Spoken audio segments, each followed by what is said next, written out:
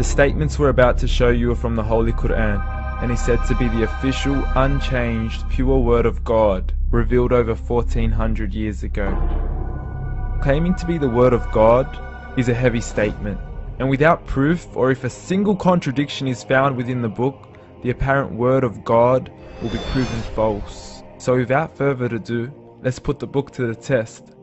In the 23rd chapter, titled The Believers, from the 12th to the 14th verses, God is said to give a detailed description of how the human being is formed. It begins by saying, "We then placed him as a sperm drop in a place of settlement, firmly fixed. Then we made the drop into a alaqa." We will translate this word very soon. "And then we changed the alaqa into a lump. Then we made out of that lump into bones. And then we clothed the bones with flesh. Then we caused him to grow and come into being and attain the definitive human form." In the 21st century, we can now safely say that this verse is clearly describing the process of human development in correct chronological order. However, what we should be paying attention to in particular is the second stage, referring to the development of the embryo.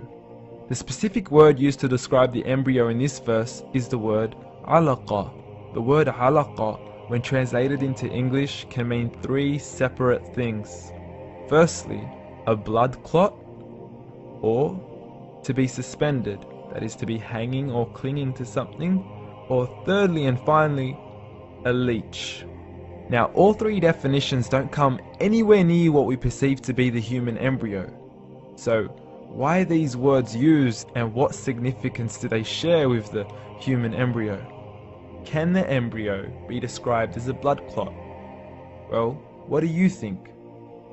In the third week of embryonic development, a tubular heart joins with the blood vessels to form a primordial cardiovascular system, and by the end of the third week, the blood is circulating and the heart begins to beat on day 21. The first thing that comes to mind in regards to being suspended or hanging is the umbilical cord.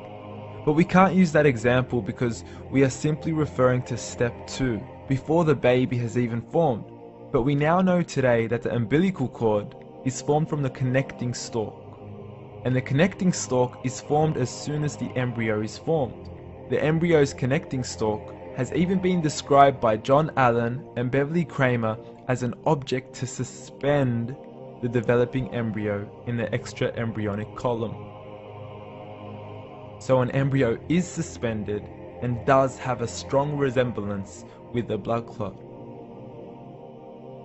What on earth would an embryo have to do with a leech?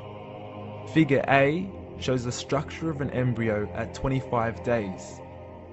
Figure B shows a leech. Now please note once again that the embryo in this stage is no greater than the size of a kernel of wheat. This is an X-ray of the embryo at 22 days. This is the internal structure of a leech. It's mind-blowing stuff, but you still haven't seen anything yet. This is the head of the embryo at 22 days. The detail you are seeing right now is absolutely impossible to be seen with the human eye and can only be seen with a microscope. This is the back end of a leech. There's no other words used to describe this other than mind-blowing. The pictures we have shown you are impossible to be seen with the human eye, or even to be predicted by the human mind. Once again, the verses we have shown you were revealed over 1400 years ago to a man who couldn't read nor write. Are these the words of God? Descriptions of the human embryo in the Quran cannot be based on scientific knowledge in the 7th century. The only reasonable conclusion is that these descriptions were revealed to Muhammad from God, from God, from God, from God, from God.